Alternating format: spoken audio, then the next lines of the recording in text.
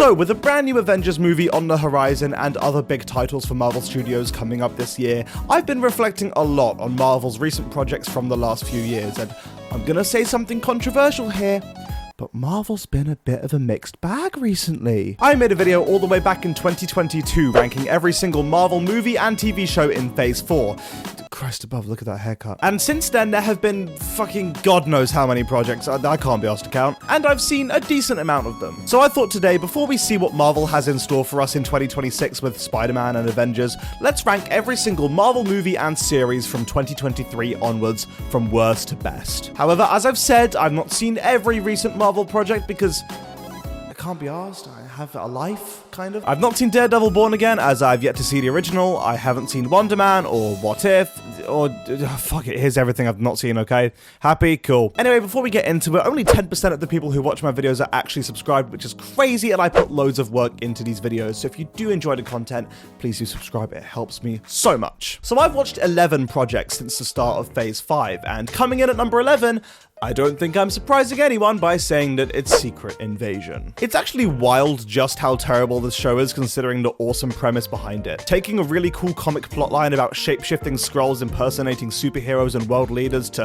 take over Earth and giving it a Winter Soldier-style spy thriller aesthetic sounds like a recipe for an exceptional show. Sadly, the only thing exceptional about Secret Invasion is how bad it is. Their first mistake, I feel, was reducing this big comic plotline to a 6-episode Disney Plus show and not including any of the Avengers besides War Machine, choosing to center it instead on Nick Fury. And I like Nick Fury, but everything to do with him in this show is just really fucking weird. Like, he's now a grumpy, weak old man who has a secret alien wife and just makes stupid decisions all the time. You know, Nick Fury, one of the smartest characters in the MCU. Yeah, he's now just like, nah, I don't want to get the Avengers involved despite the fact that World War III is potentially coming because this conflict's a bit too personal to me. Brilliant. Cheers, mate. Also, the whole shape-shifting mystery part of the show is just totally eliminated because Secret Invasion literally tells you who the Skrulls are immediately and just kills any and all intrigue that you may have as to who's a secret villain. Also, implying that Rhodey has been a Skrull since Captain America's Civil War, meaning that the Rhodey we saw at Tony Stark's funeral was a fucking alien impersonating him, is beyond insulting. And let's not forget that this show introduces a Super Skrull with the ability to change her powers into that of any and every Marvel superhero at will. That is a real, legitimate character, presumably running around somewhere in the background of the MCU. The final fight between Gaia and Gravik just perfectly sums up what a fucking mess this show is.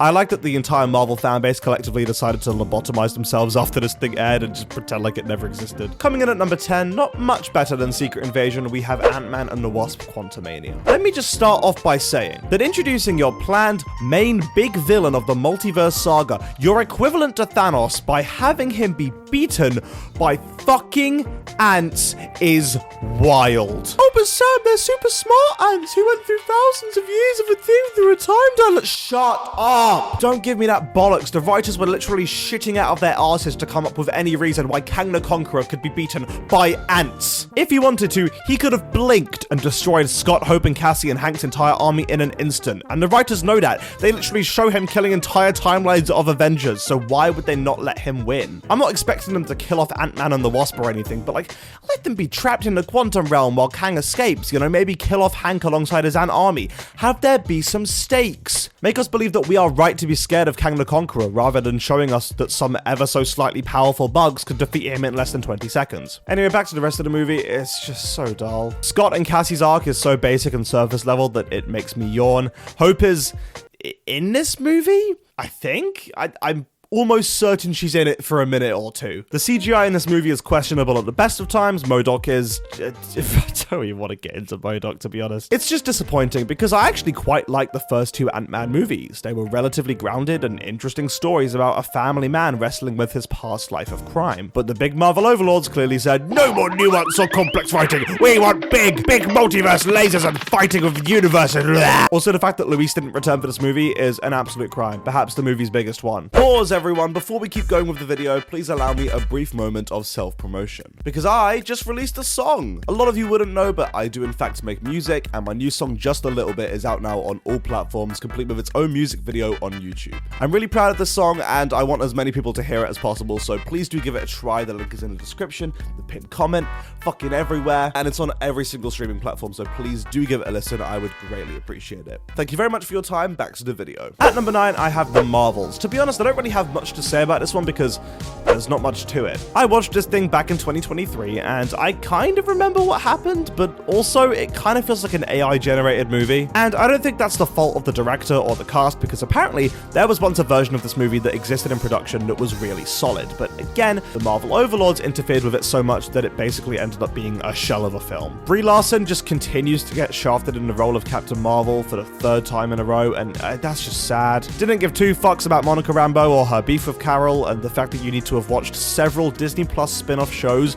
just to know the main characters of this film is literally insane. I will say though that Iman Vellani as Kamala Khan is literally golden and saves the film from being complete and utter slop. She breathes a kind of life into this movie that just like barely shines through in amongst all the nothingness. Dar-Benn is easily the worst villain that Marvel has ever introduced. I cannot tell you the first thing about her other than she is Tom Hiddleston's wife in real life, so cool, I guess. And the movie's conflict just doesn't even make any sense. Like, Carol feels guilty that she couldn't bring the light back to her home planet's sun or something, so at the end of the movie, she just does it? Like she could have done it all along? Stupid movie, not even worth my time to be honest. Coming in at the number 8 spot, we have Ironheart. This show is weird. I actually quite liked the vibe of it for the first 2 episodes, and I definitely didn't dislike it, but after it finished airing, I just kind of thought, yeah, okay, that was a show that I watched for sure. It was just unremarkable in basically every way. I mean, Dominic Thorne does very well as Ironheart, and Parker, aka The Hood, is an interesting character that I wish we delved into a little further. But yeah, I don't know, the show's just a bit of an empty void to me. The action scenes are really dull, and you can see clear as day that this was made around the time that Marvel was spreading themselves really thin because the budget on this thing is like non-existent. I think I'm meant to be excited for the Mephisto reveal at the end of the show, but like, let's be so fucking real here, man. It's 2026. Who's got the fucking time? They teased fucking Harry Styles and Timu Dobby at the end of Eternals. I can't get excited for these things anymore. So yeah, sorry Ironheart. I don't hate you, but you are pretty damn unremarkable. Oh, this next one kills me, but at number 7, I have Captain America Brave New World. I made a video back in December detailing my reasons for hating Steve Rogers' return in Avengers Doomsday, and one of my points had to do with Sam Wilson. How Marvel picked him as the new Captain America in Avengers Endgame, and ever since,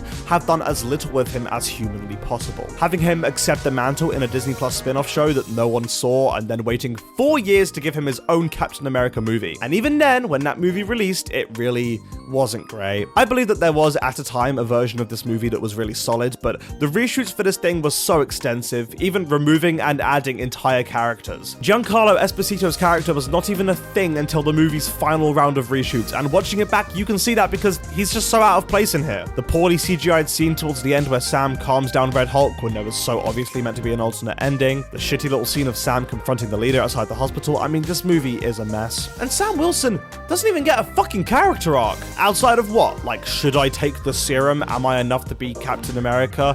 Which is only addressed in one scene, and like, that's the same fucking arc he went through in the show. The action scenes are genuinely really cool though, and I'm really happy to say that. And everything to do with Red Hulk, however brief it is, does bring the film up a couple points. But other than that, the film should have been a lot better, and it's a shame that it wasn't. For number 6, I chose Agatha All Along. Okay, now we get into the stuff that I don't necessarily dislike, but also could have been a lot better. Once this show got going, I found it really intriguing. Like, everything that takes place inside the Witch's Road is fascinating, introducing Joe Locke as Wiccan is awesome, and the show does have a really unique and cool vibe that does hook you in. Sadly, the visual quality of this show is not amazing because, again, the budget clearly wasn't all too high, but it's not the end of the world. Having Agatha as a protagonist is pretty interesting because she's kind of just a terrible person. In most situations, she does the most arsehole-y things possible, and so seeing the story through her eyes is pretty different. Episode 7, which focuses on Patti LuPone's character, is great, like genuinely really well made television, but the other side characters are really forgettable. I'm sorry, like I don't know who these two are. I don't know their names. I feel like one of them might be called Jan, but that also might be because I'm watching The Office right now. Audrey Plaza as Death is really cool, yet criminally underused, and one thing that I'm really not fond of is the finale. It's pretty boring and honestly doesn't even answer a lot of the questions that it needed to regarding Agatha's past and what actually happened between her and Death. It just didn't quite stick the landing as well as it should have. But for what it is, I don't hate the show. I think it's a fine addition to the MCU. At number 5, not sure if this is controversial or not, but I have Deadpool and Wolverine. Let me just say firstly that there seems to be a thing on the internet now where people think that everyone has switched up on this film since its release, going from absolutely adoring it to hating it, whereas my stance on this film has always been the same, and that is that it's fun, but really not great if you take more than 2 seconds to think about it. Like, this movie is funny, maybe even the funniest Deadpool movie because Hugh Jackman and Ryan Reynolds' chemistry is A+, and the action scenes here are genuinely awesome. Sean Levy killed it on that front. But the plot of the movie just genuinely makes no sense. If you actually think about the whole anchor being thing for more than a minute, the entire logic of the film falls apart. I'm not gonna get too much into it, there's a load of videos out there that explain it. And like, Cassandra Nova deciding not to kill Wade and Logan and sending them back to the real world, only to change her mind 2 seconds later and try to end the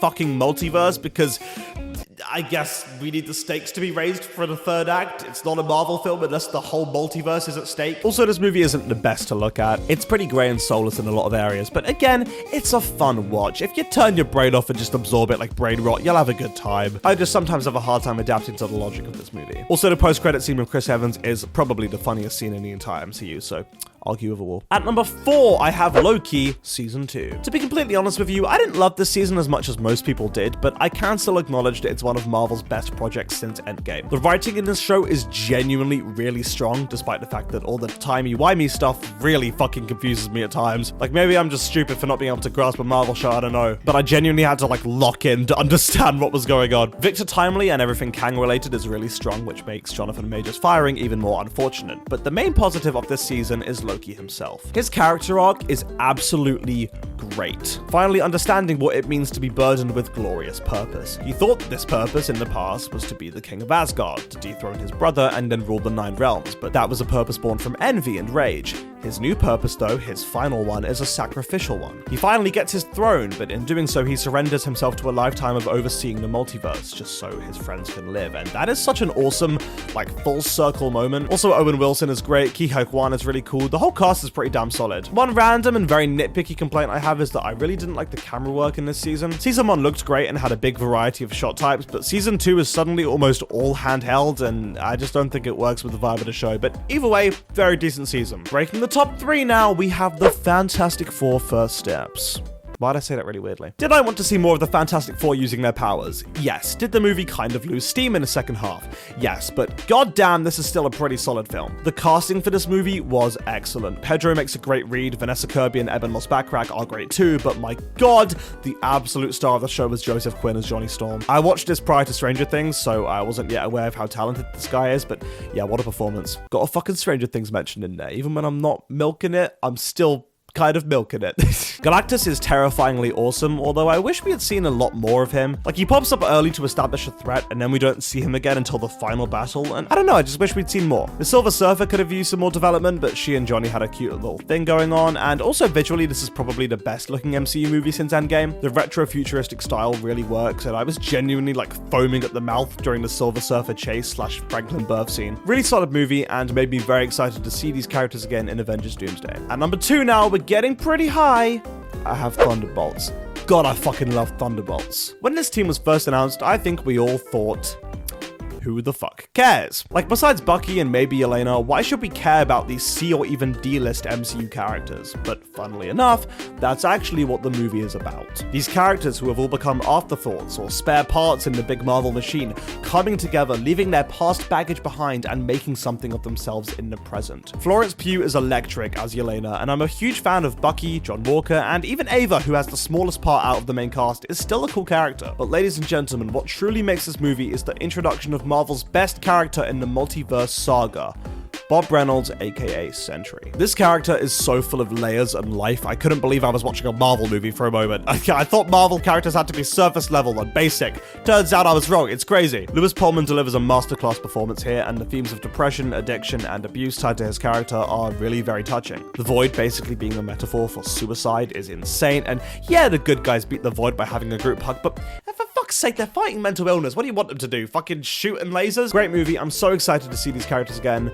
Please don't kill Sentry early in Doomsday to establish Doom as a threat, I beg, please. And now we have finally arrived at the #1 spot. No prizes for guessing what it is, because there's only one thing left. Ladies and gentlemen, please give a big round of applause to Guardians of the Galaxy Volume 3. I find it so funny that not only the best Marvel movie since Endgame, but in my opinion, the best MCU movie of all time, yes, of all time, was directed by a man who immediately afterwards went to go and become the CEO of their direct competition. The irony of that is just, oh, chef's fucking kiss. And yeah, I said what I said. Guardians 3 is the best MCU movie from Iron Man 1 up to present day. The way that it ties together the story of the Guardians perfectly needs to be studied, and Rocket is easily one of the best characters that the MCU has ever produced. I cried 6 times in the theater when watching this movie, and I don't mean getting a little teary-eyed. I was full on like ugly cry, like sobbing. People had to turn around and tell me to shut up because I was disrupting them. I was crying that hard. This movie just hands out perfect endings like it's nothing, okay? Peter and Gamora,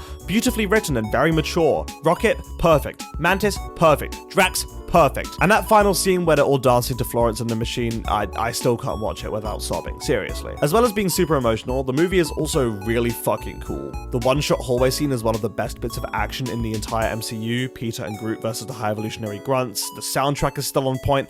God, this film is so good. So good that I'm even able to overlook Adam Warlock being useless. I don't care. He's fine. He's okay just chilling in the background and saying something funny occasionally. And speaking of being funny, yeah, this is also maybe the funniest Guardians movie somehow, and it never takes away from the really heavy moments either. James Gunn really delivered on this. What a way to wrap up a trilogy, and definitely deserving of the #1 spot. So there you have it, my ranking of every single Marvel movie and show since Phase 5 began. Overall, a very mixed bunch, but I'm happy that Marvel finally seems to be moving in a consistent direction with their new projects leading up to Doomsday. I've voiced my concerns about the upcoming Avengers movie before, and I am still skeptical, but I will be there no matter what to milk it for more YouTube content. Thank you all so much for watching. Please do subscribe if you're new, and I will see you all later. Goodbye.